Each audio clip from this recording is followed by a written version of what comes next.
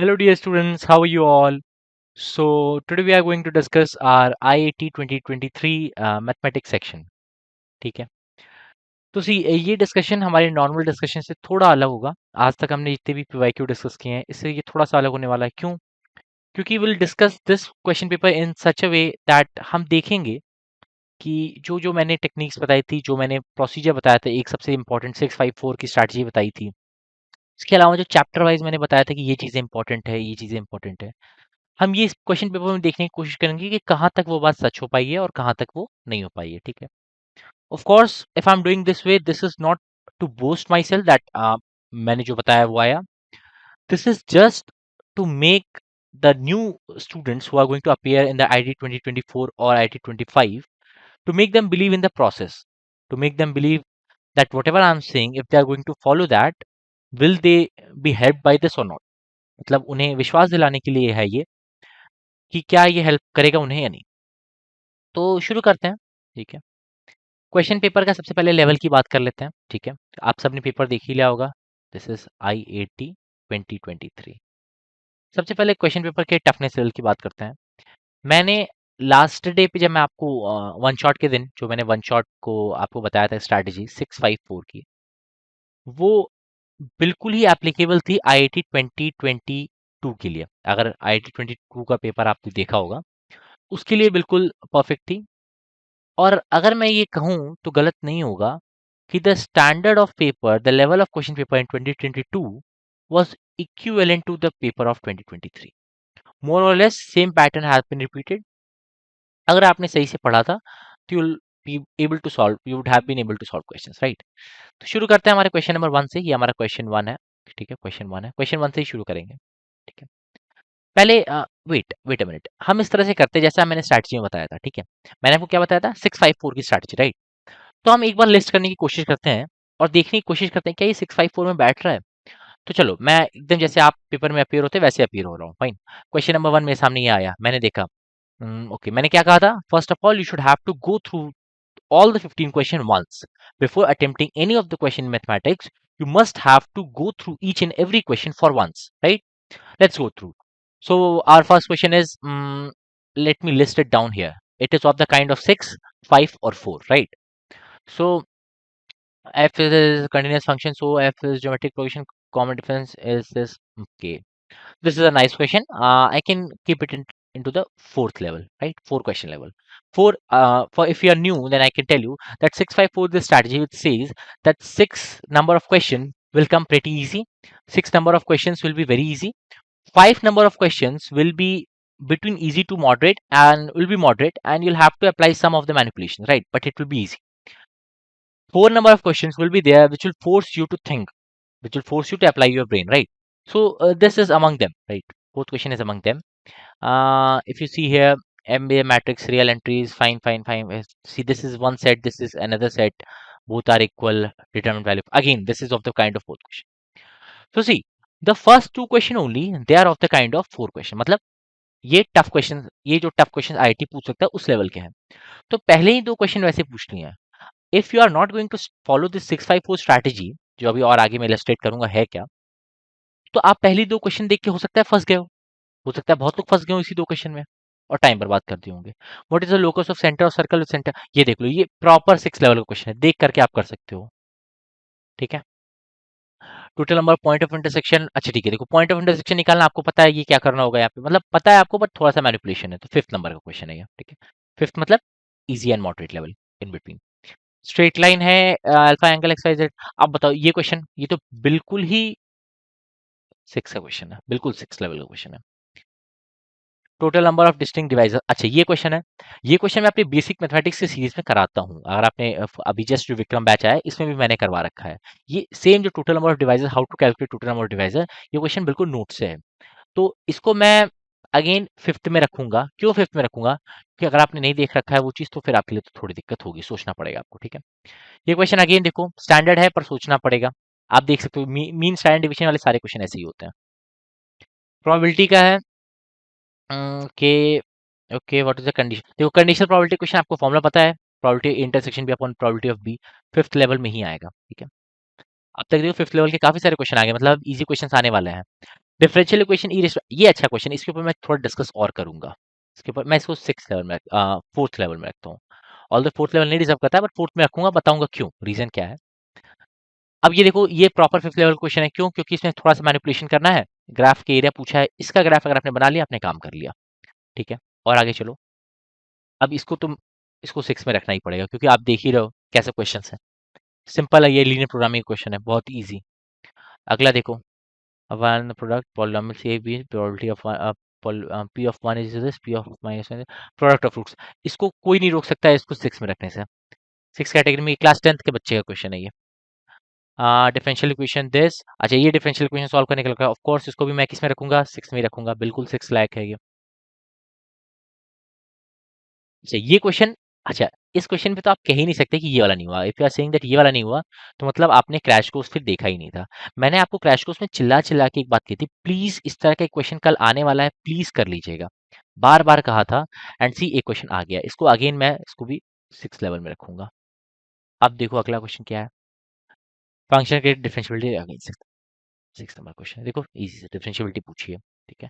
अब आपने लिस्ट कर लिया, अब आप पहले 6 नंबर के क्वेश्चंस को फटाफट करोगे, ये मैंने बताया था कि सबसे पहले क्वेश्चन पेपर को लिस्ट कर लो। अब आप देखो कि शुरू के क्वेश्चंस में 4 लेवल और 5th लेवल काफी सारे हैं, मतलब 4th लेवल और 5th लेवल के क्वेश्चन काफी सारे हैं शुरू में, और लास्ट में देखो तो आपके 6th लेवल के क्वेश्चन काफी सारे हैं।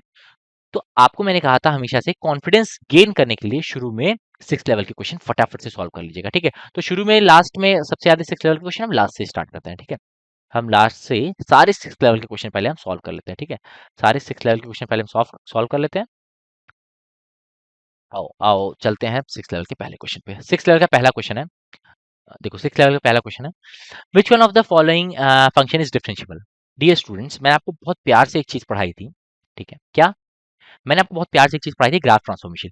ये शेयर क्वेश्चन ग्राफ ट्रांसफॉर्मेशन का है। अगर आपको ग्राफ ट्रांसफॉर्मेशन आता है तो ये क्वेश्चन आपके लिए बाएं हाथ का खेल है, मतलब it will take less than even a minute to solve this question if you know graph transformation completely. कैसे? देखो, पहला ऑप्शन है, आपको मैंने क्या बताया था अगर आपको याद हो तो, for a function to be non differentiable how can you test it graphically. Graphically आप कैसे कहोगे कि एक फंक्शन नॉन डिफरेंशिएबल, इसके लिए क्या टेक्निक मैंने बताई थी।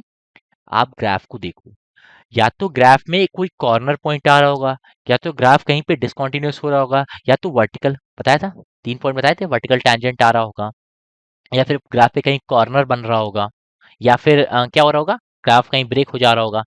क्या शुरू से करते हैं, पहला cos y equal to mod cos of mod x. Cos of x का ग्राफ सबको पता है कैसे होता है, ऐसे होता है, ठीक है, सबको पता है।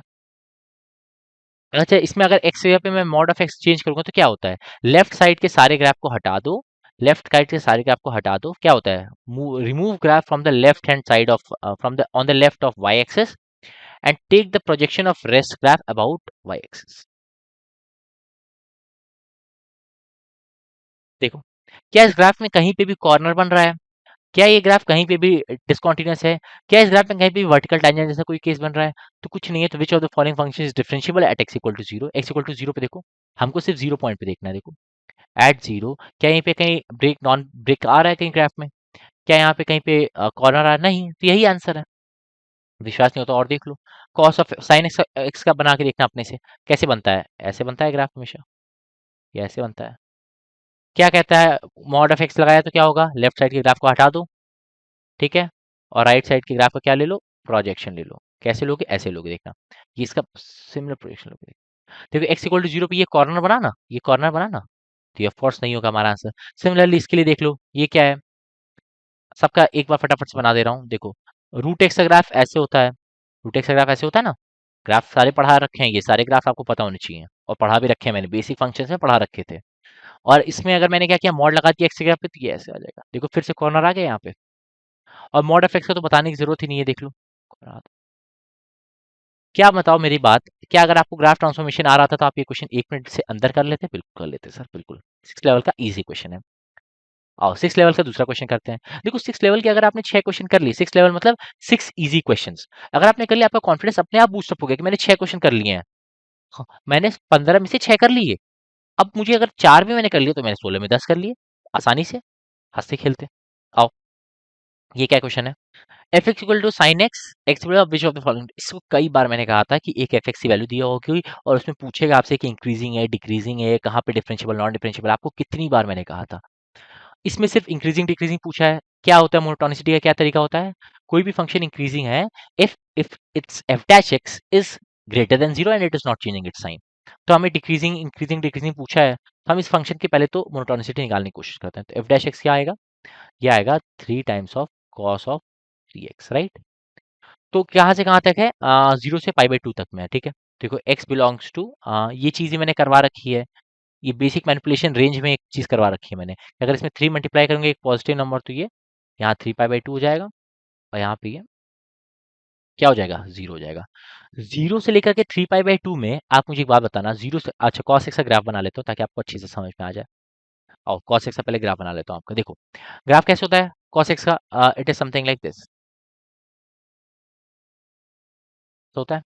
अगर आप सही से देखो तो ये चीज होती है हमारी, ये चीज 0 होती है, अगेन 0 पे 1 होता है, π/2 पे 0 होता है, ये चीज अगेन 3π/2 होती है, ये 0 अगेन 3π/2, ग्राफ याद है ना आपको?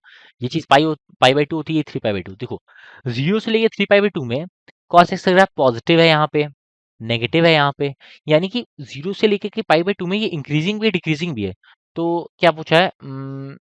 अच्छा ऑप्शंस देखो, ऑप्शंस में ये कम कर दिया, π/4 से 3π/2 में पूछा है, ठीक है। π/4 से π/2 में पूछा, तो आओ π/4 से π/2 में देख लेते हैं। आओ π/4 से π/2 में देख लेते हैं। रुक जाओ एक बार ग्राफ फिर से बना दूं इस पार्ट का। मुझे लगा क्वेश्चन में वहां का पूछा, कोई बात नहीं। चलो आओ एक बार ग्राफ फिर से बना देता हूँ और फिर क्लियर हो जाएंगी चीजें, ठीक है। देखो ये था ग्राफ, अब देखो π/4 कहीं यहाँ आएगा, π/2 यहाँ आएगा, π/4 से लेके π/2 तक में के बीच में देखो यहाँ एक वैल्यू है, यहाँ एक value। देखो ग्राफ के डिक्रीजिंग आ रहा है इस तरह का, डिक्रीजिंग ग्राफ आ रहा है। एफ एक्स इज डिक्रीजिंग, पहला ही ऑप्शन सही है। एफ एक्स इज इंक्रीजिंग नहीं, F x is increasing and decreasing in, यहाँ पे इंक्रीजिंग है ही नहीं। एफ एक्स देख लो, चारों ऑप्शन देख लो, पहला ही ऑप्शन सही है, देख लो। क्या इजी क्वेश्चन था? बिल्कुल सर, 6 लेवल का इजी क्वेश्चन था ये। देखो लास्ट के सारे क्वेश्चन 6 लेवल के थे, मतलब क्वेश्चन पेपर आपका टेम्परामेंट चेक कर रहा था। अगर आप शुरू के क्वेश्चन को देख करके डर गए थे ना, तो फिर बाद में आकर आप बहुत पछताए होगे कि यार शुरू का देख के मैं डर गया था, बाद में बहुत इजी इजी क्वेश्चन थे। इसलिए मैंने कहा था 654 स्ट्रेटजी को फॉलो करने को। अब आओ देखो, एफ यहाँ से आता है कि differential function such that F dash X value दी हुई है, एफ ऑफ जीरो दिया है, एफ ऑफ वन का इंटरवल पूछ रहा है, एफ डैश एक्स दिया हुआ है, एफ एक्स निकाल लो। कैसे निकालोगे? Integration of f dash x equal to f x is equal to, इसका इंटीग्रेशन क्या हो जाएगा? 2/x² - 5 dx का। इसका इंटीग्रेशन क्या हो गया? 2 बाहर ले लो, 1/x² - a² का इंटीग्रेशन क्या होता है? 1/2a, 1/2a into ln x - a ये चीज समझ में आ रही है? मैंने 5 को √5 का होल स्क्वायर लिख लिया है, मैंने 5 को √5 का होल स्क्वायर लिख दिया, उसके हिसाब से सॉल्व किया है, ठीक है। ये चीज सबको समझ में आ रही है? रुक जाओ मैं थोड़ा सा ओके। अब बताओ, अब बताओ, आओ आगे चलते हैं। इसमें देखो यहाँ से मैंने क्या निकाला, यहाँ से मैंने निकाल लिया 1/1 कट गया √5, और एफ एक्स की वैल्यू क्या आई? ln x - √5/x + √5। आपको क्या करना था? ln एफ ऑफ जीरो पे जीरो, अच्छा प्लस सी भी आएगा, ठीक है, याद है ना? डेफिनेट इंडेफिनेट कर रहे हो, तो एफ ऑफ जीरो पे क्या जीरो आता है, एफ ऑफ जीरो रखोगे तो क्या आएगा? यहाँ ln 1 आएगा, क्योंकि ln mod ऑफ -1 क्या हो जाएगा? 1 ही हो जाएगा, ये चीज जीरो हो जाएगी। तो एफ ऑफ एक्स है, एफ ऑफ जीरो की वैल्यू अगर जीरो है तो दिस इज इक्वल टू सी, क्योंकि ये पूरा पोर्शन जीरो हो जाएगा, सी की वैल्यू जीरो आ गई। यहाँ से आप एफ एक्स को क्या लिख सकते हो? एफ एक्स बराबर क्या था हमारा? 1/√5 ln x - √5/x + √5। Dear students, हमारा एफ एक्स आ गया। आपको एफ ऑफ वन निकालना है, एफ ऑफ वन इसे पुट कर लो, तो 1/√5 ln mod ऑफ, इसको देख लो क्या आएगा ये, ln x - √5 यानी 1 - √5/1 + √5, ठीक है। 1 - √5 1 से छोटा है, यानी ये पूरा एक्सप्रेशन 1 से छोटा होगा, ये पूरा एक्सप्रेशन 1 से छोटा होगा 1 से। और ln मतलब log बेस ई, मतलब ये एक्सप्रेशन क्या दे रहा होगा हमें? नेगेटिव वैल्यू दे रहा होगा। कैसे पता चला सर नेगेटिव वैल्यू? ln की वैल्यू पॉजिटिव है या नेगेटिव है कैसे पता करते हैं? मैंने आपको पढ़ा रखा है क्लास में लॉगरिथम्स में, कि अगर बेस और argument, if base and argument both are lying on the same side of unity, मतलब या तो दोनों ही 1 से छोटे हो या तो दोनों ही 1 से बड़े हो, तब हम क्या कहते हैं? तब हम कहते हैं कि हमारा ln पॉजिटिव है। If ln that is both argument and base of log are present on the same side of unity, दोनों या तो 1 से छोटे हो या तो दोनों 1 से बड़े हो। अगर एक बड़ा और एक छोटा है तो नेगेटिव आता है। देखो यहाँ पर एक ई जो कि बड़ा है 1 से और 1 जो कि छोटा है, तो ये क्या आ जाएगा? नेगेटिव आ जाएगा। तो ये वैल्यू क्या आ गई, पूरी नेगेटिव आ गई। यानी कि एफ ऑफ वन मेरा क्या आ गया है डियर स्टूडेंट्स, यहाँ से मैं क्या समझा कि मेरा एफ ऑफ वन क्या आया है, नेगेटिव आया है। नेगेटिव देख लो, 0 से 2 है नहीं, 2 से 4 नहीं, ये पहले ही ऑप्शन सही है। सिक्स लेवल का इजी क्वेश्चन वंस अगेन आपने सॉल्व कर लिया। आगे चलो। ठीक है, क्वेश्चन की साइज थोड़ी सी छोटी कर देता हूँ। अच्छा ये क्वेश्चन बताओ, ये क्वेश्चन कल मैंने विक्रम बैच में दे के रखा है स्टूडेंट्स को, and they were very easily able to solve it, जो कि अभी जस्ट स्टार्ट हुआ है ना, क्योंकि स्टार्टिंग में ही जो बेसिक्स है उससे ही they were able to solve this question.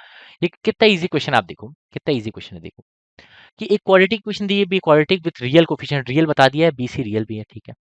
A zero हो नहीं सकता, ए वन दिया ही ऑलरेडी। पी ऑफ वन की वैल्यू 5 है, पी ऑफ माइनस वन की वैल्यू 3 है।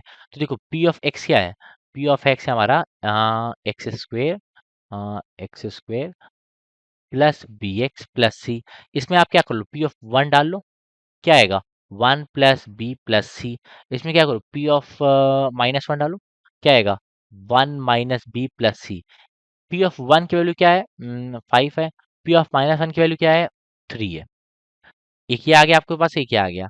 अब आप क्या करो, यहाँ से बी और सी की वैल्यू निकाल लो। आपको क्या पूछा है, प्रोडक्ट ऑफ रूट्स पूछा है डियर स्टूडेंट्स। आपको मैंने रिवीजन कोर्स जो क्रैश कोर्स हुआ था लास्ट क्लास में, उसमें मैंने ये सारे फॉर्मूले लिस्ट किए थे क्वाड्रेटिक इक्वेशन में। इसमें एक और फॉर्मूला था दैट जो सम ऑफ रूट्स होता है वो माइनस बी बाई ए होता है, और प्रोडक्ट ऑफ रूट होता है वो सी बाई ए होता है। यहाँ ए की वैल्यू 1 है तो इसका आंसर सी ही हो जाता है, मतलब यहाँ से मुझे सी की वैल्यू निकालनी है। मैं इन दोनों इक्वेशन को ऐड कर दूंगा तो क्या आएगा, 2 + 2c is equal to what, 8 आया। 2 + 2c इज इक्वल टू 8। यहाँ से सी की वैल्यू क्या 3 आती हुई दिख रही है, 8 - 2 6 और 3, और 3 देखो आपका ऑप्शन ए करेक्ट है। क्या ये समझ में आया सबको, क्या ये सबको समझ में आया था, यस सर बिल्कुल समझ में आया था। सिक्स लेवल का इजी क्वेश्चन है। अगर आपने इस क्वेश्चन को इन इतने क्वेश्चन को 5 मिनट के अंदर सॉल्व कर दिया, अब देखो आपने 15 14 13 और 12 चार क्वेश्चन आपने 5 मिनट के अंदर सॉल्व कर दिए, 5 मिनट से भी कम में। समझ रहे हो आप कितना कॉन्फिडेंस बूस्ट किया होगा आपका एग्जाम में। अब देखो सिक्स लेवल का एक और बहुत आराम से, किसका सवाल है ये, देखो सिक्स लेवल के सारे क्वेश्चन एंड में, ऐसा नहीं कि मैं सिक्स लेवल के सारे क्वेश्चन को एंड में कर रहा हूँ, ऐसे क्वेश्चन एंड में आए ही हैं डियर स्टूडेंट्स। क्या ये समझ में आ रहा है, आओ।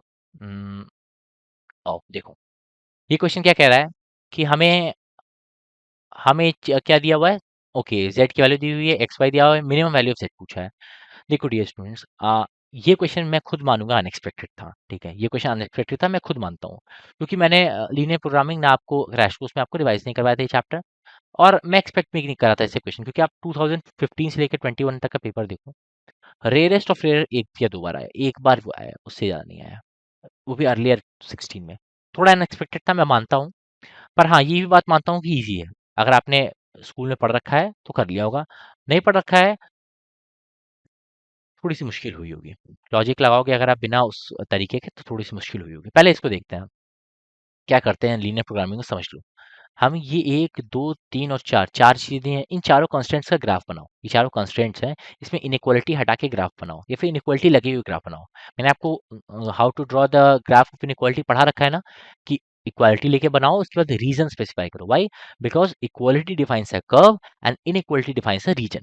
तो अगर इनइक्वालिटी एक रीजन डिफाइन करता है तो मुझे क्या करना पड़ेगा, यहाँ पे मुझे एक रीजन बताना पड़ेगा डियर स्टूडेंट्स। तो आओ बताते हैं, देखो पहले यहाँ से देखो, इसका ग्राफ अगर बनाओगे तो इसको देखो, आप ऐसे कह सकते हो कि x/10 plus y/5 equal to 10, इसका ग्राफ इक्वल टू 1। आप दो पॉइंट लेके भी बना सकते हो, या आप इसको इस फॉर्म में इंटरसेप्ट फॉर्म ऑफ लाइन से भी बना सकते हो, ठीक है, ऐसे कर सकते हो। तो यहाँ से आपको क्या समझ में आया कि यहाँ एक पॉइंट क्या है 0,5, और यहाँ एक पॉइंट क्या है, या फिर पॉइंट लिस्ट बाद में करूंगा, पहले लिख बना लेता हूँ डायग्राम। और यहाँ क्या है 10,0, ठीक है। ये क्या ग्राफ बनाता हूँ, रुको, ये लाइन है, ठीक है, ये एक लाइन है, ये पहली लाइन है मेरे पास, ठीक है। आओ दूसरी लाइन बनाते हैं, आओ दूसरी लाइन भी बनाते हैं, ठीक है। और एक कलर लेट्स से स्विच कर लेते हैं हम, चलो ठीक है, सही है, ठीक है। दूसरी लाइन बनाते हैं, दूसरी लाइन हम कैसे बनाएंगे, देखो ये एक पहली लाइन है मेरे पास, और दूसरी लाइन देखो, दूसरी लाइन है मेरे पास ये x+y=2, इसको आप कैसे लिख सकते हो, इसको आप और लिख सकते हो किस तरीके से, x/2 plus y/2 equal to 1, इससे बना सकते हो। तो क्या मतलब आया, यहाँ पर एक पॉइंट है और एक यहाँ पॉइंट यहाँ पर होगा, है ना। तो एक ऐसे ग्राफ बना सकते हो, ठीक, दोनों लाइनें आपने बना ली। ये पहले वाली भी बना देता हूँ एक और बार थोड़ा स्ट्रेच करके। एक, सॉरी, ठीक है। और ये देखो आगे जा करके कहाँ कट कर रहा है देख लो, आगे जाके किस पॉइंट पे कट करेगा देख लेना, ठीक है। ये हो गया हमारा ग्राफ। खैर इससे कोई खास मतलब है नहीं हमें, हमें रीजन से मतलब है। तो आओ रीजन स्पेसिफाई करते हैं। रीजन कैसे स्पेसिफाई करते हैं किसी भी इनक्वालिटी का? जैसे इसका ग्राफ बना लिया, x plus two y is equal to 10 का। अब ओरिजिन की हेल्प से स्पेसिफाई कर लो। ओरिजिन 0,0, अगर आप इस इक्वेशन इस इनइक्वालिटी में पुट करोगे तो क्या आएगा बताओ? X plus two y is less than 10, तो 0 + 0 is less than equal to 10। Yes sir, satisfy कर रहा है। मतलब इसका रीजन जो है, इसका रीजन क्या है? ये वाला है, ये वाला है, ये वाला है। अगर आप इस लाइन की क्या इक्वेशन है? इस लाइन की इक्वेशन क्या है? इस लाइन की इक्वेशन है dear students, x plus y equal to 2। अगर यहाँ 0 0 डाल के देखो, 0 0 आप डाल के देखो यहाँ पे, एक्स की जगह पे 0, वाई इक्वल टू 0, क्या आएगा? 0 + 0 इज 0। इस क्या 0 इज ग्रेटर देन और इक्वल टू 2? नो सर, गलत है। यानी इसका रीजन ये वाला ना होकर के ये वाला है, मतलब 0 0 इसके रीजन में आएगा नहीं, सेटिस्फाई कर नहीं रहा है इस इनइक्वालिटी को, ठीक, ऊपर आएगा। समझ में आया? अगला क्या है? X, x is greater than 0, x equal to 0 कौन सी लाइन है? Y x, x equal to 0 और ग्रेटर देन 0 मतलब कि ये वाला रीजन की बात कर रहा है। y इक्वल टू 0 कौन सी लाइन है? ये एक्स एक्सिस है। ग्रेटर देन 0 मतलब कि इस रीजन की बात कर रहा है। अगर आप इस सब रीजन की हेल्प से एक रीजन बना के देखो जो हमारा रिक्वायर्ड हो, जो हमारा रिक्वायर्ड हो डियर स्टूडेंट्स, तो वो रीजन हमारा आएगा, देखना कौन सा आएगा। देखो ये वाला रीजन आएगा, ये देखो, ये इससे बाहर, इससे बाहर, इससे ऊपर, यानी कि ऐसा बताना, बताना अगर मैं गलत हूं तो। खैर रिकॉर्ड में आप लोग क्या ही बता रहे होगे, लेकिन बोलना, ठीक है।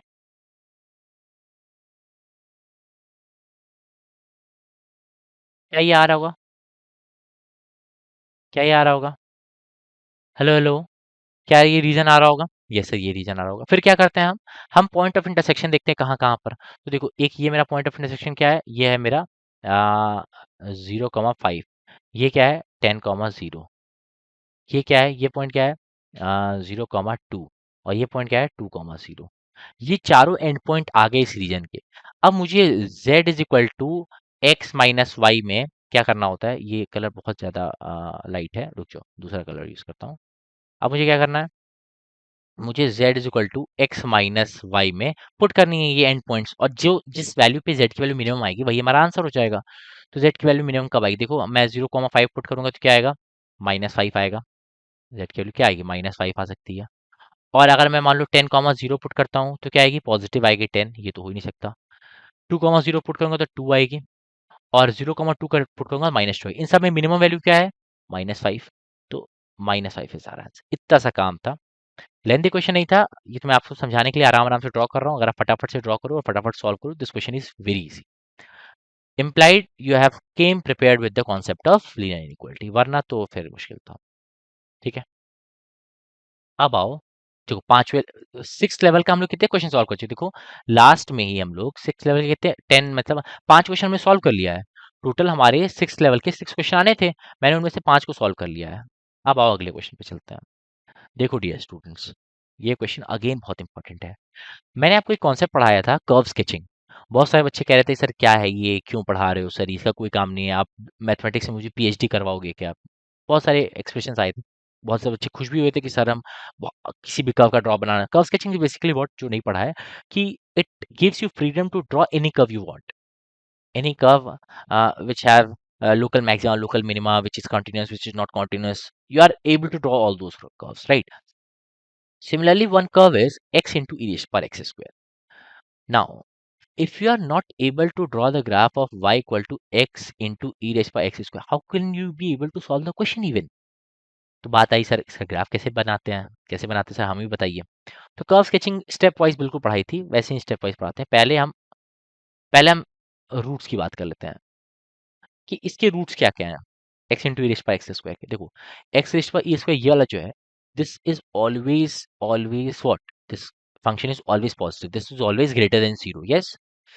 तो अगर तो ये एक्सप्रेशन जीरो हो सकता है, that can be possible only because of this x, and this x can be zero when x equal to zero.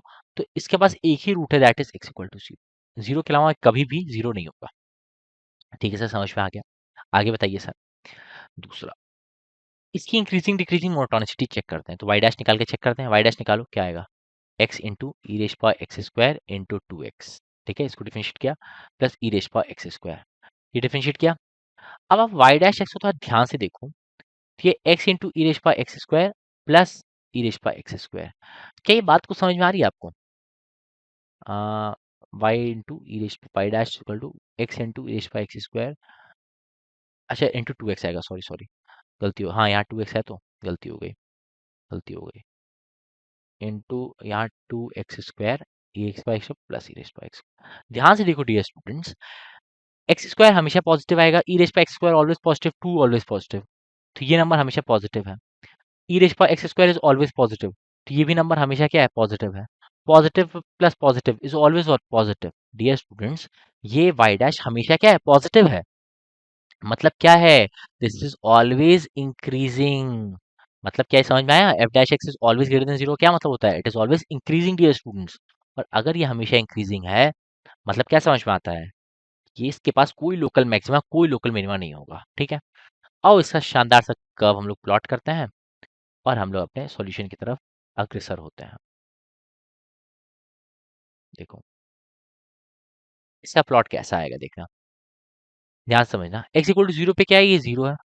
इसके आगे क्या है? ये हमेशा इंक्रीजिंग, एंटायरली इंक्रीजिंग का ग्राफ हमेशा इस तरह का रहेगा। देखो क्योंकि ये क्यों ऐसा रहेगा सर? ऐसा ही क्यों रहेगा? क्योंकि डियर स्टूडेंट स्ट्रेट लाइन तो है नहीं, स्ट्रेट लाइन तो है नहीं, साफ साफ पता चल रहा है। और अगर स्ट्रेट लाइन नहीं और एंटायरली इंक्रीजिंग है, तो ये ऐसा तो हो नहीं सकता, क्योंकि बाद में जाके डिक्रीजिंग हो जाएगा। या ऐसा ऐसा हो नहीं सकता, क्योंकि लोकल मैक्सिमम लोकल मिनिमम है ही नहीं। ये तो सबसे इजी कर्व है कर्व स्केचिंग का। हम लोग ने और बहुत बड़े बड़े कर्व सॉल्व किए थे, ये तो खैर क्या ही है। और एक्स इक्वल टू पहले से भी हमेशा इंक्रीजिंग है, मतलब ये हमेशा इंक्रीजिंग है, तो एक्स इक्वल टू पहले कैसे इंक्रीजिंग हो सकता है? ऐसा हो सकता है? ऐसे इंक्रीजिंग होके ऐसे क्यों आया? क्योंकि एक्स इक्वल टू जीरो पे जीरो, तो यही इसका ग्राफ हो जाएगा। काइंड ऑफ आप कहोगे y equal to x cube जैसा है, पर वही नहीं है, शेप वैसा है, वही नहीं है। ठीक है, अब एरिया कहाँ से कहाँ तक का पूछा है? जीरो से बड़ा, वाई इक्वल टू जीरो से बड़ा, मतलब कि एक्स एक्सिस से ऊपर, मतलब एक्स एक्सिस के तो ऊपर रहेगा यहाँ पे। ठीक है, एक्स एक्सिस के ऊपर रहेगा यहाँ पे ऐसे, यहाँ पे ऐसे, यहाँ पे ऐसे। ठीक है, अब मैं ग्राफ बनाने जा रहा हूँ दूसरा फंक्शन, दैट इज और क्या है? और अच्छा, एक्स एक्स कहाँ से कहाँ तक?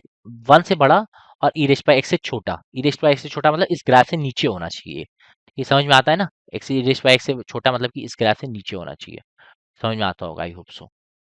ठीक है, ये से नीचे होना चाहिए। ठीक है, इससे नीचे होना चाहिए। अब देखो, जीरो से बड़ा और वन से छोटा है, एक्स इक्वल टू वन यहाँ कहीं आ रहा होगा, x equal to one. X equal to one पे कर्व कैसा आएगा? रुको एक बार ग्राफ बना लो एक्स इक्वल टू वन का। ये कुछ ऐसा सा होगा। चलो इसको एक्स इक्वल टू वन मान लो, क्या दिक्कत है? ये चीज़ आपकी एक्स इक्वल टू वन है, चीज़ क्या है? एक्स इक्वल टू वन है। ठीक है, ये चीज़, ये वाला पॉइंट 1,0 है। ठीक है, अब देखना डियर स्टूडेंट्स क्या होगा। आपको कौन सी एरिया निकालनी है? आप जो सर हमको एरिया कौन सी निकालनी है, मुझे समझ में नहीं आ रहा है। ठीक है, देखो इस ग्राफ से नीचे होना चाहिए, क्योंकि एक्स रेस्ट से नीचे होना चाहिए, जीरो से बड़ा होना चाहिए, वन से छोटा होना चाहिए, मतलब लेफ्ट साइड होना चाहिए, और जीरो से बड़ा होना चाहिए, राइट साइड होना चाहिए। मतलब हमारा जो रिक्वायर्ड कर्व है डियर स्टूडेंट्स, वो कुछ ऐसा सा है, ऐसा सा है कि कुछ ऐसा सा है, ये वाला कर्व। ये निकालने के लिए क्या करोगे? आप सिंपली इसको निकालने के लिए कुछ नहीं करना है आपको। आप सिंपली क्या करोगे? इंटीग्रेट कर दोगे। किसको? आप सिंपली इंटीग्रेट कर सकते हो, इस ग्राफ को देख लो। इसकी एरिया सिंपली क्या हो जाएगी? इंटीग्रेशन ऑफ फंक्शन क्या है? एक्स ई रेस पर एक्स स्क्वायर को आप इंटीग्रेट कर लोगे कहाँ से कहाँ तक? डी एक्स कहाँ से कहाँ तक? जीरो से लेकर के वन तक इंटीग्रेट करोगे। अगर आप इसको 1/2 बाहर ले ले रहे हो, तो इंटीग्रेशन एक्स एक्स स्क्वायर को टी मान लो। ठीक है, रुक जाओ अच्छे से कर देता हूँ। एक्स स्क्वायर को टी मान लो, तो you can write it as what? X square, you can substitute x square as t, right? तो एक्स स्क्वायर टी मान लिया, 1/2 लिखा है, तो यहाँ पे क्या आएगा? 2x ई रेस पर एक्स स्क्वायर और डी एक्स आएगा। इसको और अच्छे से कैसे लिख सकते हो? 1/2 इंटीग्रेशन ई रेस पर एक्स स्क्वायर को ई रेस पर टी, और अगर इसको ऐसे लिख दिया तो 2x dx क्या हो जाएगा? dt हो जाएगा। तो 2x, ये 2x और dx क्या बन जाएगा? dt बन जाएगा डियर स्टूडेंट्स। तो इसको सॉल्व करोगे आप, अगर इसको सॉल्व करोगे आप तो क्या आएगा? देखो सॉल्व करोगे तो क्या आएगा? ई रेस पर टी का इंटीग्रेशन, अच्छा लिमिट्स क्या चेंज होगी सर जीरो से वन में? नहीं, यहाँ रख के देख लो। वन जीरो का स्क्वायर जीरो, वन का स्क्वायर वन, नहीं अभी भी ये जीरो से वन ही होगा। 1/2 इंटीग्रेशन ई रेस पर टी का टी ही है, कहाँ से कहाँ तक? जीरो से वन तक। ये हमारा क्या आ गया? 1/2 e minus e raise power zero, e raise power one मतलब ई, और -1, 1/2 e -1 is our correct answer. और डियर स्टूडेंट्स, ये देखो, ये है हमारा करेक्ट आंसर। हाँ, थोड़ा-सा मैनिपुलेशन था, लेकिन अगर आप कॉन्सेप्ट वाइज़ बात करो तो सिर्फ़ एक कॉन्सेप्ट इसमें लग रहा था, वो है graph of E rays power X square. अगर आपने ये ग्राफ बना लिया है, तो आप इस आंसर पे बहुत आसानी से पहुँच सकते थे, वरना तो ये मुश्किल था, वरना तो ये मुश्किल था, ठीक है? इसलिए मैंने बहुत फ़ोकस किया था उस समय कर्व स्केचिंग पर, ठीक है? आओ, अब आते हैं, ये 4th लेवल क्वेश्चन, इसको अभी नहीं करेंगे। इसको क्यों नहीं करेंगे? नहीं करेंगे अभी। अभी 5th के सारे क्वेश्चन कर लें पहले, यही स्ट्रैटेजी थी हमारी। आओ, 5th के एक और क्वेश्चन कर लेते हैं, याद रखना एक क्वेश्चन छूटा है बस, ठीक है? अब वो करवा दूँगा अभी। A coin is based upon let three biased coin, ठीक है? कॉइन क्या है? बायस्ड। छोटा क्वेश्चन को थोड़ा छोटा कर देता हूँ, ठीक है? क्या करोगे इतना बड़ा? आओ, अभी भी दिख ही रहा होगा क्वेश्चन, ठीक है? आओ यहाँ सॉल्यूशन कर देंगे। देखना, बायस्ड कॉइन है, ठीक है? कॉइन क्या है? बायस्ड है। यस सर, कॉइन बायस्ड है, ठीक है, समझ में आता है। आगे बताइए। आगे है probability of getting a head is 1/3 and the probability of getting tail is 2/3, ठीक है? In each coin calculate the expression by three coins are tossed one by one, ठीक है? 3 कॉइन एक साथ टॉस कर रहे हैं। अब बताओ, ई एक इवेंट है, एफ एक इवेंट है, तो प्रोबेबिलिटी ऑफ ई इवेंट पहले हम निकालते हैं। प्रोबेबिलिटी ऑफ इवेंट या फिर प्रोबेबिलिटी ऑफ इवेंट छोड़ो, प्रोबेबिलिटी ऑफ इवेंट तो इवेंट है क्या, पहले इवेंट को लिस्ट करो। बहुत प्यार से इस तरह के क्वेश्चन मैंने करवा रखा हूँ अपने नोट्स में, क्लास नोट्स में। अगर आप कहोगे तो मैं दिखा सकता हूँ अभी भी। क्रैश कोर्स में जो मैं नोट्स करवाता, प्रोबेबिलिटी में जो क्वेश्चन करवाए हैं उसमें सिमिलर, मतलब सिमिलर काइंड ऑफ क्वेश्चन था। यहाँ पे दोनों का इंटरसेक्शन लेना था। मैं समझ गया, कंडीशनल प्रोबेबिलिटी मतलब इन दोनों का सेट बनाना है, इन दोनों के सेट में से इंटरसेक्शन पॉइंट्स लेना है, और फिर प्रोबेबिलिटी ऑफ एफ रखना है, क्योंकि एफ हैज ऑलरेडी ऑकर्ड, ठीक है? देखो, ई क्या है? At least two head show up. E क्या कह रहा है? At least two head show up. मतलब क्या है at least two head show up का? क्या मतलब? 3 कॉइन टॉस किया गया है, अगर एटलीस्ट 2 हेड की बात करें तो क्या हो सकता है? हेड हेड टेल हो सकता है ना? और क्या हो सकता है? और एटलीस्ट कम से कम 2 हेड आते हैं, तो कम से कम 2 हेड आए या फिर ये आ जाए। 2 ही केस पॉसिबल है, 2 ही केस पॉसिबल है ना? एटलीस्ट 2 हेड में यही 2 केस पॉसिबल है, या तो 2 हेड आए, या तो सॉरी सॉरी, या तो तीनों हेड आ जाए, यही केस पॉसिबल है। ये लिख दिया। अब एफ इवेंट बनाते हैं। एफ क्या कहता है? फर्स्ट कॉइन शोज टेल, मतलब कि पहला कॉइन टेल शो कर रहा है, तो दूसरा कॉइन हेड शो कर सकता है, तीसरा भी हेड शो कर सकता है।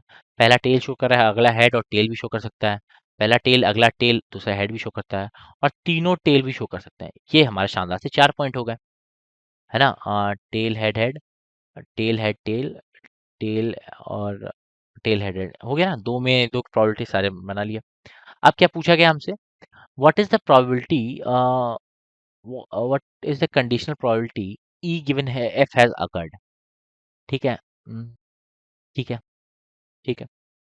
अब बताओ, अगर ई हो गया है, अगर मान लो ई एफ हो गया, क्या क्या कह रहा है कि एफ हो गया, एफ इवेंट हो गया, मतलब ये वाला इवेंट तो हो गया, ठीक है? एफ इवेंट हो गया है। एक सेकंड रुकना, ओके, एफ इवेंट हो गया, मतलब ये एफ इवेंट तो हो गया। तो मैंने आपको पढ़ा रखा था कि क्या करते हैं, एफ इवेंट अगर हो गया तो हम एफ में से probability of A given B क्या होता है, फॉर्मूला भी याद करो, अगर फॉर्मूला से याद है तो फॉर्मूला याद कर लो। A intersection B upon probability of B, यही होता है। Probability of A intersection B में कौन कौन से केस है सर? आप देखो तो एच एच टी है और एच एच एच है, नहीं एच एच टी है और एच एच एच तो नहीं है ना, सिर्फ यही है। देखो एच एच टी यहाँ भी कॉमन होगा, टी एच एच, ये यहाँ लिखा है क्या है? At least two head show up, at least two head. तो आप एच एच टी लिखो या टी एच एच लिखो, बात तो सेम ही है, क्योंकि यहाँ ऑर्डर की बात नहीं कर रहा है, यहाँ ऑर्डर की बात कर रहा है। तो आप एच एच टी को टी एच एच भी लिख सकते हो, तो ये और ये सेम ही है ना? तो अगर ये दोनों सेम है, तो आप एक काम बहुत आराम से कर सकते हो कि प्रोबेबिलिटी ऑफ, ये आपको पता चल गया इवेंट कौन सा है, टी एच एच वाला है, और upon first coin show tail का है कितनी प्रोबेबिलिटी, ये वाली पूरी है। अब आओ कैलकुलेट कर लेते हैं, आओ कैलकुलेट कर लेते हैं। प्रोबेबिलिटी ऑफ, पहले टी एच एच का कैलकुलेट कर लो, probability of T H H का कैलकुलेट कर लो, क्या होगा? पहले पे प्रोबेबिलिटी ऑफ टेल आया, टेल का क्या प्रोबेबिलिटी है? 2/3 इंटू हेड की क्या प्रोबेबिलिटी है? 1/3 इंटू 1/3 क्या आया? 2 अपॉन 3 9 3 27। अब प्रोबेबिलिटी ऑफ एफ पूरा देखते हैं, क्यों? क्योंकि प्रोबेबिलिटी ऑफ बी आती है ना, ए इंटरसेक्शन बी का तो हमने निकाल दिया, टी एच एच का। अब probability of A intersection B मतलब प्रोबेबिलिटी ऑफ बी मतलब प्रोबेबिलिटी ऑफ एफ यहाँ पे। ये क्या दिया हुआ है? टी एच एच, मतलब क्या हो गया? अगेन वही 2/3 इंटू, यही पूरा आएगा 2/27, प्लस इसकी क्या प्रोबेबिलिटी है? टी एच टी की क्या प्रोबेबिलिटी है? 2/7। अगेन इसको कर सकते हो कैसे, ये 2/3, ये भी 2/3। एक मिनट, प्रोबेबिलिटी ऑफ हेड 2/3 है, टेल प्रोबेबिलिटी ऑफ हेड 1/3 है। तो हाँ ठीक है, 1/3 है। टी एस्ट में क्या आ गया, 2/3 इंटू 1/3 इंटू 2/3, ठीक है। प्लस इसको करोगे तो क्या आएगा, 1/3, 2/3 इंटू 2/3 इंटू 1/3 प्लस, और इसको 3 बार 1/3 को करोगे तो क्या आएगा, 2/3 को 2/3 इंटू 2/3 इंटू 8/27। अब इसको आप सबको ऐड कर लो, आप इन सबको ऐड कर लो। देखो डियर स्टूडेंट्स, यहाँ पे अगर आप ध्यान से देखो तो 27 कॉमन आ जाएगा, ठीक है। 27, 2 प्लस 2 टू ज़ा 4 प्लस 2 टू ज़ा 4 प्लस 8, कितना आया टोटल, 8 4 12 16 2 18, 18/27। और यहाँ क्या आया था, 2/27। तो इन दोनों को अगर डिवाइड कर दो, यानी ये क्या आ जाएगा, 2/27 डिवाइड बाई 18/27, ये आ जाएगा 2/18, यानी 1/9। Dear students, 1/9 is your correct answer. And dear students, कौन सा ऑप्शन है ये आप खुद से मैच कर सकते हो। तो your correct answer is what, your correct answer is 9। ठीक, आओ अगला क्वेश्चन करते हैं। ये फिफ्थ लेवल का फिर से क्वेश्चन है, फिफ्थ लेवल क्वेश्चन तो हम कर ही रहे हैं।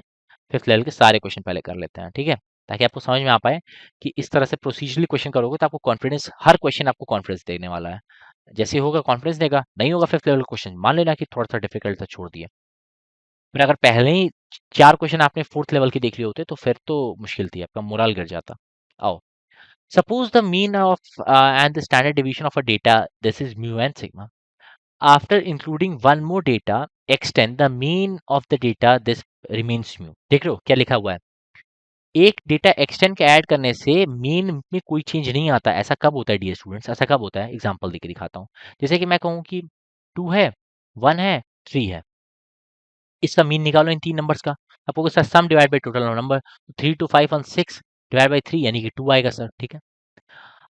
अब 2 आया, अगर मैं इस तीनों एक्सप्रेशन में ऐसा क्या ऐड करूं कि मेरा मीन रिमेन्स कांस्टेंट, मेरा मीन कांस्टेंट ही रहता है, ऐसा क्या ऐड करूंगा मैं, what should I add here so that my mean remains constant. तो आपका कहोगे सर अगर जो मीन है मैं उसी को ऐड कर दूं, तो यानी 2 1 3, मैं अगर मैं चौथा एलिमेंट 2 ही को इंक्लूड कर दूं तो क्या हो जाएगा, इन चारों का मीन क्या होगा, 2 2 4 7 8 डिवाइड बाई 4 यानी कि 2। मतलब क्या समझ में आया, ये मैंने नोट्स में प्रॉपरली नोट लिखवाया है इस पे। क्या लिखवाया है कि अगर कौन सा ऐसा नंबर है जिसको ऐड करने में मीन कांस्टेंट रहता है किसी सीरीज में, कौन सा ऐसा नंबर है जिसको इंक्लूड करने पे सीरीज में मीन कांस्टेंट रहता है, the answer is the mean itself, the mean itself, right. तो इसमें मीन 2 ही को ऐड करेंगे तो कांस्टेंट रहेगा, राइट। तो मतलब क्या हुआ कि जो 10th एलिमेंट है वो क्या है, देखो एक्स से 1 से लेकर 9 था, यानी कि एक्स ऑफ 10 जो है वो बेसिकली म्यू ही है, ठीक है। यहाँ तक समझ में आ गया। अब आप देखो म्यू है, या फिर हम इसको एक्स बार लिखते हैं तो हम अपने लैंग्वेज में एक्स बार लिख लेते हैं, ठीक है, एक्स बार मतलब मीन, ठीक है।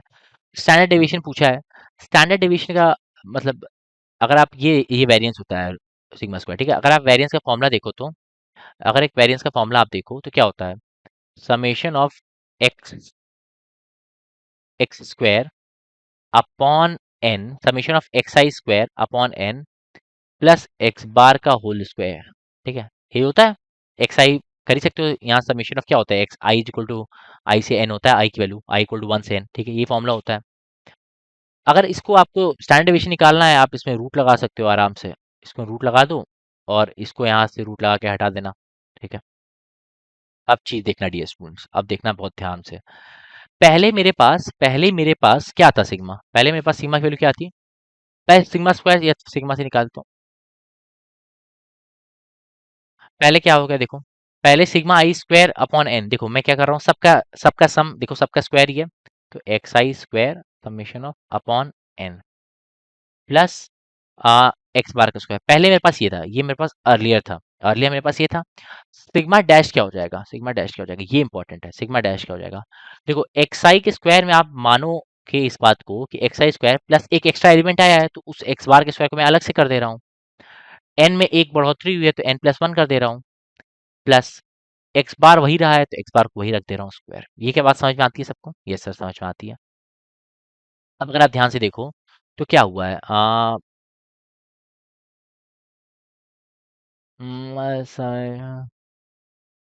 क्या फॉर्मूला में गड़बड़ लिखा हूँ क्या मैं, क्या यहाँ पे माइनस आएगा क्या, यस यस डियर स्टूडेंट्स, ये चीज़ माइनस आएगी, ठीक है, ये चीज़ माइनस आएगी। Summation of x I square minus n होता है, राइट। यहाँ पे माइनस आएगा, यहाँ पे माइनस आएगा, यस, ये मेरे को लग रहा था क्या गड़बड़ हो रही है, यहाँ पे माइनस आएगा, ठीक है। अगर ये माइनस होती है तो अब आप ध्यान से देखना क्या होगा। इसको सॉल्व करो सिग्मा डैश को, तो आपके पास क्या आ रहा होगा, रूट ओवर क्या आएगा, समेशन ऑफ एक्स आई का स्क्वायर प्लस एक्स बार, और यहाँ से क्या आएगा, प्लस एक्स बार का स्क्वायर, और यहाँ से इन सबको ले आओ तो माइनस एक्स बार का स्क्वायर माइनस एक्स बार का स्क्वायर, ठीक है। एलसीएम लिया हूं मैं, अभी एन की वैल्यू पुट नहीं कर रहा हूँ, ठीक है, ये आ गया। अब देखो आप ध्यान से, तो एक्स का स्क्वायर और एक्स बार का स्क्वायर ऐसे कट जाएगा, और यहाँ से हमारे पास क्या आएगा, ये हमारे पास एक्सप्रेशन आया, summation X square minus N X bar इसका स्क्वायर डिवाइड बाई ये आया। अब डियर स्टूडेंट्स, अगर आप ध्यान से देखो एक चीज को, एक चीज ध्यान से देखो, तो अगर मैं अब यहाँ वैल्यूज पुट करना स्टार्ट कर दूं, अब यहाँ पे मैं वैल्यूज पुट करना स्टार्ट कर देता हूँ, N times of X bar का स्क्वायर, और सही सही सब सही किया हूं ना, ठीक है, सब सही है, सब सही है। अब वो पुट करना स्टार्ट करते हैं, मेरा सिग्मा डैश है, ये मेरा सिग्मा डैश है। अगर मैं यहाँ से सिग्मा निकाल के आपको दिखाऊं, सिग्मा निकाल के दिखाऊं, सिग्मा क्या था डियर स्टूडेंट्स, सिग्मा क्या था, सिग्मा जरा याद करना, सिग्मा क्या था, देखो सिग्मा ये वैल्यू है, ठीक है, summation of x I square minus ये एन एक्स बार आ रहा है अपॉन एन, ये आया। अब देख लो, आपने एक्स आई भी निकाल लिया, आपने एक्स बार भी निकाल लिया, दोनों आपके पास हैं। अब यहाँ से आप बहुत आराम से क्या कर सकते हो, आप एन की वैल्यू पुट कर दो। आप एन की वैल्यू क्या डालते हो, पहले, बाद में एन की वैल्यू 10 हो गई है, पहले 9 थी, तो यहाँ क्या लिखोगे, root over X summation of x I square minus 10 times of X bar का स्क्वायर अपॉन 10, और इक्वल टू यहाँ क्या करोगे, अपॉन यहाँ एन ही है ना, सॉरी एन की वैल्यू तो 9 ही है, एन की वैल्यू तो 9 ही है हर जगह, सॉरी सॉरी, एन की वैल्यू हर जगह 9 है, मैंने एन को 9 ही माना है ना स्टार्टिंग से, क्योंकि देखो यहाँ पे मैं एन प्लस 1 किया 10 के लिए, तो यहाँ पे एन ही मतलब 9 ही आएगा। और डियर स्टूडेंट्स, अगर आपने ये सिग्मा डैश की वैल्यू है, सिग्मा की वैल्यू क्या है, रूट ओवर एक्स आई square minus N X bar का स्क्वायर अपॉन क्या आएगा, एन की वैल्यू यानी एन क्या 9 आएगा। इन दोनों को डिवाइड कर दो तो सिग्मा डैश अपॉन सिग्मा की वैल्यू क्या आएगी, रूट ओवर 9/10, यानी कि 3/√10। तो सिग्मा डैश की वैल्यू क्या आ जाएगी, 3/√10 टाइम्स ऑफ सिग्मा। ये हमारा डियर स्टूडेंट्स आंसर है। इस तरह का कोई आंसर है क्या ऑप्शंस में, 3/√10 सिग्मा, देखो। हाँ, कैलकुलेशन था, थोड़ा सा इंक्लूसिव कैलकुलेशन था, पर हाँ कर सकते थे आप, बिल्कुल प्रोसीजरल क्वेश्चन था, दिमाग नहीं लगाना था बहुत ज्यादा। हाँ, इस तरह का क्वेश्चन को मैंने 5th लेवल में रखा, देखो, ऑल्दो है तो एक लाइन के क्वेश्चन पर क्यों रखा, क्योंकि मैंने इस तरह क्वेश्चन क्रैश कोर्स में आपको बता सकता था, बट हाँ वहां पर मिस हो गया, क्योंकि बहुत सारी चीज़ें कवर करनी थी, वहाँ पर एक ये पॉइंट मिस हो गया, वरना ये बेसिक मैथ्स में बताती है। अगर आप कोर्स जो ईयर लॉन्ग कोर्स के नोट्स होंगे उसको आप देखो, तो उसमें पक्का होगा ये बेसिक मैथ्स फंडामेंटल मैथ्स के अंदर होगा ये। एक्चुअली अगर हमने क्रैश कोर्स में देखा जाए तो हमने मेन चैप्टर्स पर डिस्कस किया था, है ना, और उसके क्वेश्चंस आए भी हैं, ऐसा नहीं आया। अगर मैं आपको गिराऊं तो लास्ट की जो 4 क्वेश्चन थे, इंक्लूडिंग आपका एओडी के 2 क्वेश्चंस, पूरे डिस्कस थे जो मैंने बताया था। और वो वाला क्वेश्चन तो मैं लिटरली मैं कह रहा हूँ, वो कैसे कोई गलत कर सकता है मेरे से पढ़ के, क्योंकि मैंने 3-4 बार हर पीवाईक्यू कराते समय ये बात बोली थी कि प्लीज इसको कर लेना। अगर कैलकुलेशन मिस्टेक होगी तब अलग बात है, अगर कॉन्सेप्चुअली नहीं आता था तो बहुत बड़ी दिक्कत है। देखो, टोटल नंबर ऑफ डिवाइसेस जब भी किसी को निकालते हैं किसी भी नंबर के, जैसे कि मैं कहूँ 2 2 2 3 के टोटल नंबर ऑफ डिवाइसेस मुझे निकालना है, या फिर ये बड़ा नंबर है ना, छोड़ो हटाओ, मैं कहूँ कि 6 के टोटल नंबर ऑफ डिवाइसेस आपको निकालना है, तो हमेशा जिस नंबर के टोटल नंबर ऑफ डिवाइसेस निकालने होते हैं उसको आप प्राइम फैक्टर्स में ब्रेक कर दिया करो। तो इसको प्राइम फैक्टर्स में कैसे ब्रेक करोगे, 2 × 3 में ब्रेक कर सकते हो। अब जो प्राइम फैक्टर्स का एक्सपोनेंट है, जैसे यहाँ 1 है, यहाँ 1 है, उन एक्सपोनेंट में एक एक ऐड कर दो, जैसे यहाँ 1 है तो 1 में एक ऐड कर दिया तो 2 हो गया, और इसका एक्सपोनेंट क्या 1 है, अगेन 1 में ऐड कर दिया 2 हो गया, इन दोनों को मल्टीप्लाई कर दो, जो आंसर आएगा वही नंबर ऑफ डिवाइसेस है। इतनी आसान चीज है ये। क्या 4 ही है नंबर ऑफ डिवाइसेस, देखो 6 के नंबर ऑफ डिवाइसेस क्या है, 1 है, 2 है, 3 है, 6 है, यही है 4, देखो 4 आंसर। सिमिलरली अगर आप इस क्वेश्चन को देखते हैं तो ये अपने आप प्राइम फैक्टर्स में तोड़ा हुआ है, 9 + 1 10 मल्टीप्लाइड बाई 19 + 1 20 20 × 10, एक लाइन का क्वेश्चन था ये, as simple as that. Course Spartan 2.2 बहुत आराम से किया होगा इसको, आई होप सो। फिर से देखो, ये गलती से 6 लेवल, हाँ ये 6 लेवल का एक क्वेश्चन जो 6 लेवल का छूट गया था, याद है मैंने 5 क्वेश्चन करवाए थे, लास्ट के 5 क्वेश्चन। आप सोचो कि पेपर किस तरह से डिजाइंड है, 5 आसान क्वेश्चन, पांचों लास्ट में है। वो पेपर चाहता था आपका टेम्परामेंट चेक करना, कि आप ऐसा तो नहीं है शुरू के क्वेश्चन देख के घबरा जा रहे हो। अब आओ आगे आगे देखते हैं, ये क्वेश्चन देखो, ये क्या चाह रहा है? अगर देख लो अल्फा बीटा के साथ एंगल बनाना, तो एक फॉर्मूला आपको पढ़ाया था कि अगर ऐसा है तो cos square alpha plus cos square beta plus cos square gamma equal to 1 होता है। पढ़ाया था ना कि अगर ये कोई एक्सिस में बनाऊं 3D में, और ये जो कोई वेक्टर है, ये एक्स एक्सिस के साथ अल्फा बना रहा है, वाई एक्सिस के साथ बीटा बना रहा है, और एक्सिस के साथ गामा बना रहा है, तो ये फॉर्मूला होता है ना। इन्हीं एक एक टर्म को हम क्या कहते हैं? ये बेसिकली क्या लिखा हुआ है? अगर मैं लिखूं cos of alpha plus cos of beta plus cos of gamma, ये क्या लिखा हुआ है? डायरेक्शन कोसाइन लिखा हुआ है, इस वेक्टर का डायरेक्शन कोसाइन। और ये डायरेक्शन कोसाइन का मैग्नीट्यूड है डियर स्टूडेंट्स। कितने बार अच्छे से बताया था इसको। अगर ये पता है तो इसको कॉस स्क्वायर अल्फा को हमको कॉस में ले आना है, तो हम इसको क्या लिख सकते हैं? 1 plus cos 2 alpha by 2 plus square क्या लिख सकते हैं? 1 plus cos 2 beta by 2 plus 1 plus cos 2 gamma by 2 equal to 1। ध्यान से देखोगे तो 3 प्लस 3 कॉस 2, सॉरी,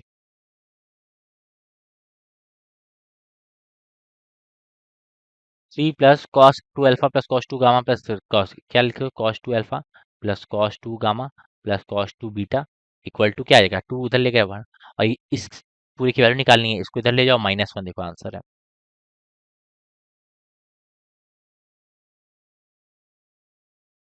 -1। इतना आसान क्वेश्चन था, बताओ क्या समझ में आया? Just give me 1 minute for drinking water, just 1 minute. Done with this question once again.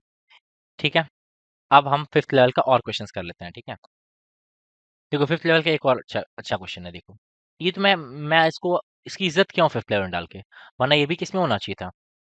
होना ये भी सिक्स लेवल में ही था, पर थोड़ी सी इज्जत कर दिया हूं इसकी। और आप इस क्वेश्चन को थोड़ा सा ध्यान से देखे होते हैं, इसमें कई बार पेयर ऑफ स्ट्रेट लाइन देख के बच्चे घबरा गए होंगे, sir pair of straight line, ये आपने कहा था कि नेक्स्ट के सिलेबस में है, ये आईआईटी में इतना नहीं पूछता है सर। बिल्कुल सही कहा था। क्या इसमें पेयर ऑफ स्ट्रेट लाइन कोई मतलब था? वैसे तो आपको दोनों ही पढ़ा रखा है, पेयर ऑफ स्ट्रेट लाइन पढ़ा रखा है, पर क्या इसका मतलब था? आपको सिंपली इस इक्वेशन का वाई स्क्वायर इक्वल टू 1 के साथ इंटरसेक्शन निकालना था। वाई स्क्वायर इक्वल टू 1 मतलब वाई इक्वल टू +-1, +-1 यहाँ डालते और एक्स की वैल्यू निकालने की कोशिश करते। क्या इसमें पेयर ऑफ स्ट्रेट लाइन का कहीं सेंस था? कहीं नहीं था। 1 रखो, 1 equal to x square plus 4x sine alpha और प्लस 6, सॉल्व करोगे तो क्या आएगा? X square plus 4x sine alpha plus 5 equal to 0। और इसका अगर आप डिस्क्रिमिनेंट डी निकालो तो minus discriminant b square minus 4ac निकालो, या डिस्क्रिमिनेंट निकाल ही लो, देखो क्या आएगा? रूट ओवर, या फिर रूट ओवर छोड़ो, बी स्क्वायर माइनस 4ac निकाल लो। बी स्क्वायर मतलब 16 sine square alpha minus 4 a b यानी 20। आप खुद सोचो, साइन स्क्वायर अल्फा की सबसे बड़ी वैल्यू क्या है? 0 से लेकर 1 तक में लाई करेगा, इसमें 16 मल्टीप्लाई कर दो, इसकी रेंज क्या हो जाएगी? 16 से 0 ही नहीं रहेगी डियर स्टूडेंट्स। क्या इसका कोई रियल रूट आ पाएगा? क्या इसका कोई रियल रूट आ पाएगा? 1 से तो नहीं आ पाएगा, +1 से तो नहीं आएगा, सिमिलरली -1 से भी नहीं आएगा। देखो -1 इक्वल टू अगर आप रखते हो x plus 4x sine of alpha plus 6, यहाँ करोगे तो 7 आ जाएगा, यहाँ 7 आ जाएगा ना। ये क्या होगा? x plus 4x sine alpha plus 7 equal to 0 आ जाएगा, है कि नहीं? +7 इक्वल टू 0 जाएगा, और 7 के साथ तो और नहीं आएगा, इसका d क्या हो जाएगा? इसका d हो जाएगा बी स्क्वायर माइनस 4ac। ये तो और ज्यादा नेगेटिव है डियर स्टूडेंट्स, इसका आंसर 0 था, ऐसे ही निकल जाता। कोई ज्यादा इसमें तामझाम था नहीं, बस इतना सही काम था। ठीक है, आगे चलो। ये सिक्स ये सिक्स लेवल का एक और क्वेश्चन देखो। सिक्स लेवल के 7 क्वेश्चन आए थे कल के एग्जाम में, देख रहे हो? क्योंकि शुरू के 4, एक 5, एक 6, छठा क्वेश्चन, अच्छा 6 हो तो गए, 7 नहीं 6 ही क्वेश्चन थे। मैंने 6 लेवल के 6 प्रोवाइड किए तो देखो 6 ही हैं। अब तक 6 आ चुके हैं, अब इसके आगे एक और हो तो पता नहीं। भाई ये छठा है, ये देखो आओ। ये तो क्वेश्चन इतना इजी था, इसको आपको देख करके करना चाहिए था, पेन भी नहीं उठाना था इसके लिए। Locus of centre of circle passing through this, देखो मैं कर रहा हूँ बस आपको दिखाने के लिए, वरना आपको भी पता है ये बिना पेन उठाए हो जाता। ओरिजिन विथ फिक्स्ड रेडियस, ठीक है। मान लो ये एक सर्कल है, ओरिजिन से पास कर रहा है, ये एक और सर्कल है, ओरिजिन से पास कर रहा है, ये एक और सर्कल है, ओरिजिन से पास कर रहा है। आप खुद सोचो, इनके जो सेंटर्स हैं, इसका लोकस निकालना था मुझे। इनके जो सेंटर है, देखो रेडियस तो फिक्स है, यानी ये रेडियस, ये रेडियस, ये रेडियस सब फिक्स होगा। तो ये आर होगा, ये भी आर होगा, ये भी आर होगा, यानी इन तीनों पॉइंट का एक फिक्स्ड पॉइंट से डिस्टेंस सेम है। तो ये पॉइंट किस पे लाई करेंगे? एक सर्कल पे लाई करेंगे ना, जिसका सेंटर ओरिजिन होगा, डिस्टेंस यही रेडियस होगा। तो कितना आसान था, देख कर करना चाहिए था। सिक्स और ये फोर्थ क्या है, ये फोर्थ है again tough question, again tough question, ठीक है, इन दोनों को लास्ट में। अब आओ फिफ्थ लेवल के बचे हुए क्वेश्चन कर लेते हैं। फिफ्थ लेवल का अगर कोई क्वेश्चन बचा है तो देख लें। फिफ्थ लेवल का एक क्वेश्चन शायद बचा था, उसको देख लेते हैं। फिफ्थ लेवल का एक क्वेश्चन कोई बचा था। मैं किस फ्लो में करना चाहिए आपको पेपर को वो बता रहा हूँ। क्या ये करने में आपको समय लगेगा ज्यादा? नहीं। कॉन्फिडेंस आएगा आपका? बिल्कुल। हाँ, ये एक फोर्थ लेवल का, अच्छा ये फोर्थ लेवल क्वेश्चन था ना, ये फोर्थ लेवल का। फिफ्थ लेवल का कोई बचा नहीं है शायद, नहीं कोई नहीं बचा है। सारे फिफ्थ लेवल के और फोर्थ लेवल के क्वेश्चन मैंने सॉल्व कर दिए आपको, समझा समझा के आराम से सॉल्व कर दिए, ठीक है। और थोड़ा सा मजा आएगा, देखा जाए कितने कितने क्वेश्चंस आए हैं, ठीक है। आओ देखो, सिक्स लेवल का एक क्वेश्चन ये है, सिक्स लेवल के क्वेश्चंस कितने और फोर्थ लेवल क्वेश्चन कितने, नोट करते जाते हैं, ठीक है। सिक्स लेवल का एक, सिक्स का दो, सिक्स का तीन, सिक्स के चार, और सिक्स के पाँच, और और और सिक्स के पाँच, छः ही हैं, छः हैं बिल्कुल। सिक्स के छः क्वेश्चन आ रहे हैं डियर स्टूडेंट्स। सिक्स का ये छठा क्वेश्चन, ये सिक्स क्वेश्चन है सिक्स का। डन, सिक्स क्वेश्चन है, वही सातवां, छः या सात के करीब है, ठीक है। अब टफ क्वेश्चन जो आए हैं फोर्थ लेवल के, फोर्थ को लेवल के तीन क्वेश्चन आए, समझ रहे हो। मेरा जो प्रिडिक्शन था 654 का, वो बेसिकली 753 में कन्वर्ट होके रह गया। मतलब सिर्फ तीन क्वेश्चन थोड़े से ट्रिकी या फिर कह लो टफ, टफर साइड पर आए हैं, ठीक है। तीन या चार आए होंगे, आओ देख लेते हैं और उनको भी सॉल्व कर लेते हैं, वो भी ऐसा नहीं है बहुत। आओ देखो, देखो पहला क्वेश्चन क्या है। पहला क्वेश्चन कह रहा है कि ठीक है, इसका डोमेन आर है और इसका ये क्या है, रेंज क्या है इसका, जीरो से इन्फिनिटी है, ठीक है। और हमें पता है, एक सेकंड रुकना, तो हमें पता है कंटिन्यूअस डिक्रीजिंग फंक्शन है, F of zero geometric mean में, ठीक है। देखो, इसमें ये एरिया निकालनी थी, इसको दो तरीके से आप कर सकते हो। एक तरीके से करवा रहा हूँ, दूसरा आपको बता दे रहा हूँ। एक आप इसको लैग्रेंजे थ्योरम की हेल्प से कर सकते हो, पर वो बच्चों को क्लिक करेगा नहीं। अब ऐसे कैसे क्लिक करेगा इसको लैग्रेंजे थ्योरम लगाना है इसमें, या फिर इसमें, तो एफ एक्स वाले आप लैग्रेंजे से निकाल सकते हो और फिर इंटीग्रेट कर सकते हो। एक तो वो तरीका है। एक तो जो आपको करना चाहिए था कॉमन, एक बंदा क्या करेगा, देखो वो क्या कहेगा कि सर देखिए, मैं इसका आरएथ टर्म लिखूं या फिर इसको फंक्शन में बनवा लूं, क्या इसको एक फंक्शन बना लूं क्या मैं। अगर आप सही से देखोगे तो ये एक फंक्शन ही दिया हुआ है, एफ एक्स की वैल्यू कैसे आ रही है, देखो थोड़ा सा ध्यान से देखना। मैं इसको थोड़ा आपको ग्राफिकली करके दिखाता हूँ।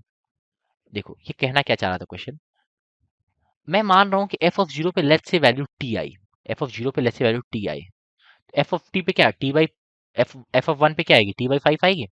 एफ ऑफ टू पे क्या आएगी, टी बाई ट्वेंटी फाइव आएगी। एफ ऑफ थ्री पे आएगी। तो ये कैसा ग्राफ है देखो, क्या एक एक्सपोनेंशियली डिक्रीजिंग कर्व नहीं है ये, एक्सपोनेंशियली डिक्रीजिंग।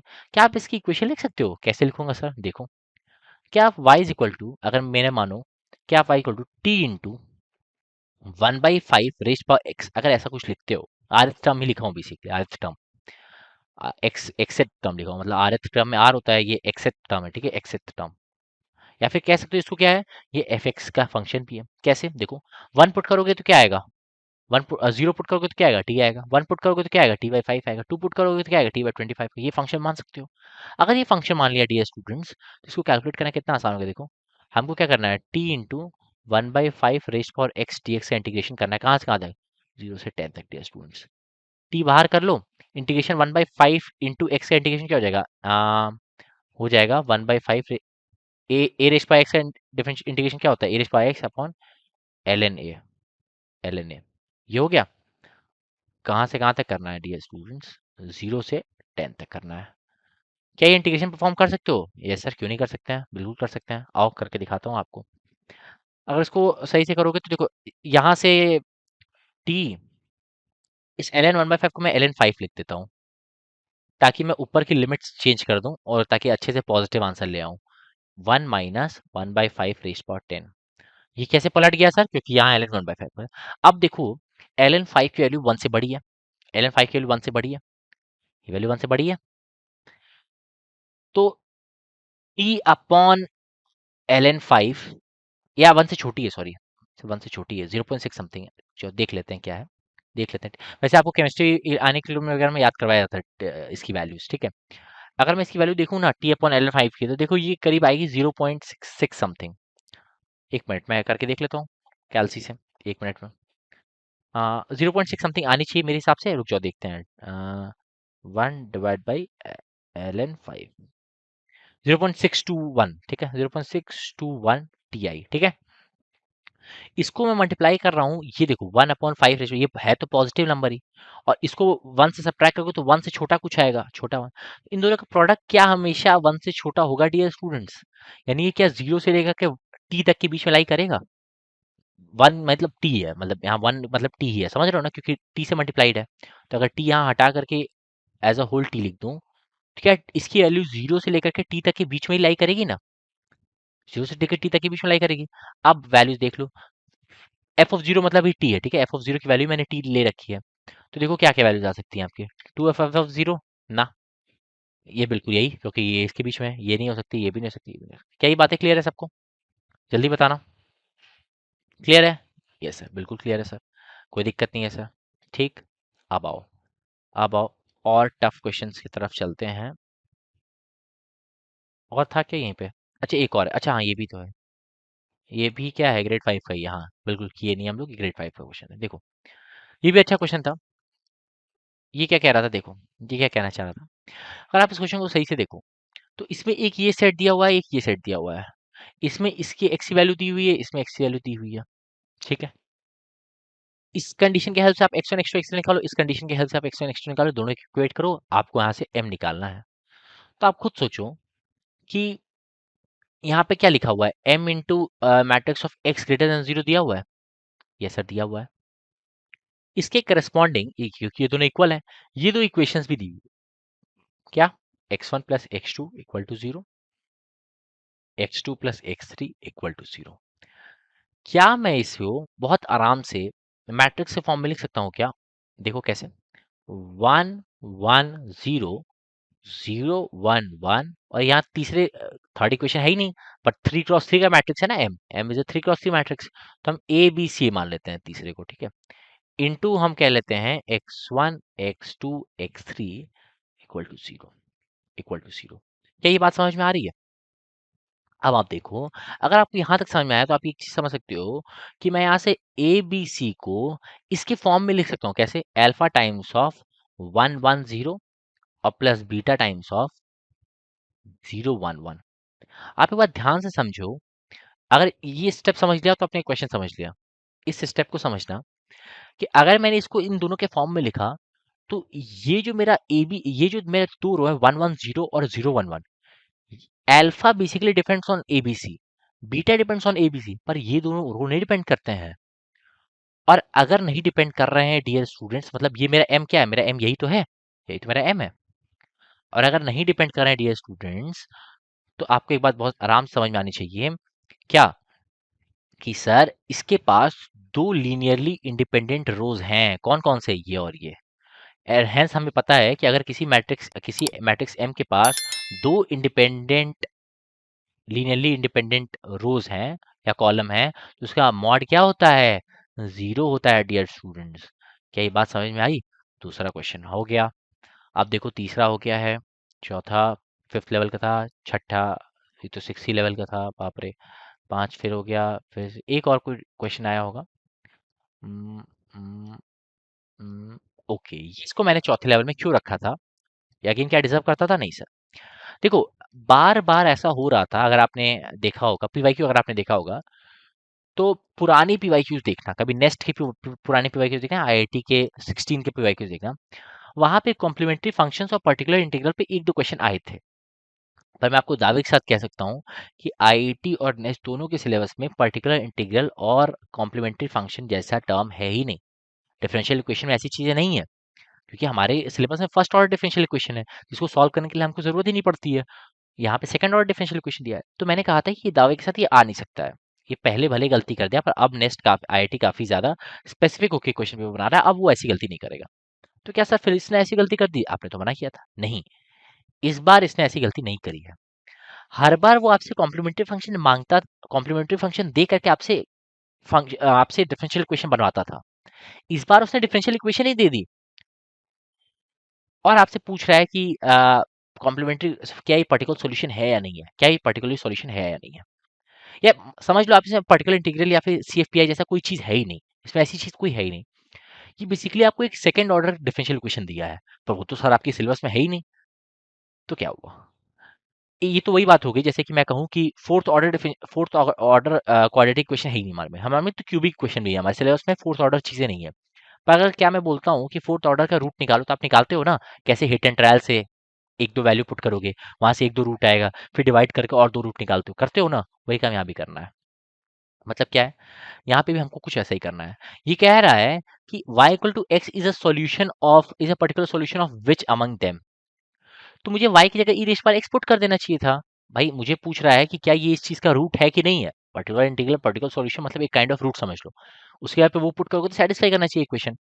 और पुट करके देख लो, पहले इक्वेशन पुट करो, y into D Y by D X मतलब D two Y by D X मतलब ई रेश पर एक्स का होल स्क्वायर, है ना, माइनस ई raise power x into E raise power x again ई raise power x plus ई raise power x का square मतलब E raise power x का square is equal to e raise power two x. D two Y by D x क्या आ जाएगा, ई raise power x का ई raise power x आ जाएगा d Y by D x, और इसका एक और बार इंटीग्रेशन डिफरेंशिएशन करोगे तो क्या आएगा, ई रेश पर एक्स ही आ जाएगा। अरे ये ई रेश पर एक्स का स्क्वायर नहीं, ई रेश पर एक्स ही होगा, दोनों बार डिफरेंशिएट इंटीग्रेट करोगे तो ई रेश पर एक्स ही आएगा ना। हाँ देखो, minus this plus this equal, देखो ये दोनों आपस में कट गए, ई रेश पर एक्स का स्क्वायर इसको टू एक्स भी लिख सकते हो equal to e raise power to. देखो पहला क्वेश्चन सेटिस्फाई कर गया। अगर आप नई शास्त्र और में डाल के देख लो, किसी में सेटिस्फाई नहीं करेगा, इसमें पुट करके देखो, इसमें पुट करके करके देख लो, Y into E raise power x again ई रेश पर एक्स स्क्वायर यानी ई रेश पर टू एक्स आएगा, और ये ई रेश पर एक्स ही हो जाएगा, ई रेश पर टू एक्स आएगा, और प्लस वाई स्क्वायर मतलब E raise power two x आएगा। देखो तीन आ गए, ये थ्री ई रेश पर टू एक्स आ जाएगा। यहाँ पर ये और ये सब्ट्रैक्ट हो जा रहे थे एक दूसरे में, इसलिए। तो ये हमारा हो गया फोर्थ लेवल का क्वेश्चन। क्या और कोई फोर्थ लेवल क्वेश्चन था क्या, और कोई फोर्थ लेवल क्वेश्चन था क्या जो मिस कर गया हमने, मिस कर दिया हमने। फिफ्थ हो गया, 14 हो गया, 12 हो गया, नहीं ऐसा कोई क्वेश्चन नहीं था। अच्छा फिफ्थ 15 लास्ट था ना। देखो हमने यहाँ पे डियर स्टूडेंट सारे क्वेश्चन सॉल्व किए हैं, अगर आप देखो तो सिक्स फिफ्थ सबको मैंने पहले तो लिस्ट किया, सारे क्वेश्चन सॉल्व किए। इन सब के बेसिस पे डियर स्टूडेंट्स यहाँ पे मैं लिख सकता हूँ कैटेगरी वाइज क्वेश्चंस। अब यहाँ पे मैं कैटेगरी वाइज क्वेश्चंस लिख दूँ, सारे क्वेश्चन समाप्त हो चुके हैं।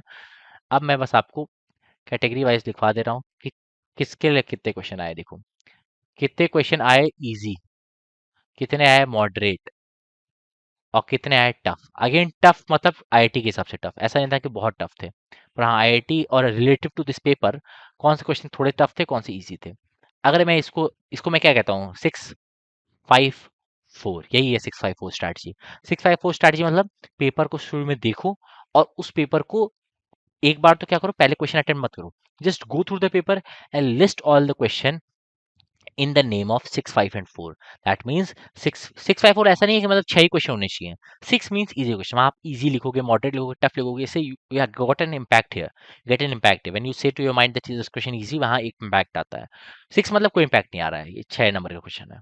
तो 6 नंबर के क्वेश्चन कितने आए, 5 के कितने आए, 4 के आए, और देखते हैं 4 नंबर के कितने आए। एक आया, एक, दो, और एक, दो, और एक, दो, और तीन आए, तीन आए, तीन क्वेश्चन आए, किस नंबर के, 4 नंबर के तीन क्वेश्चन आए टोटली।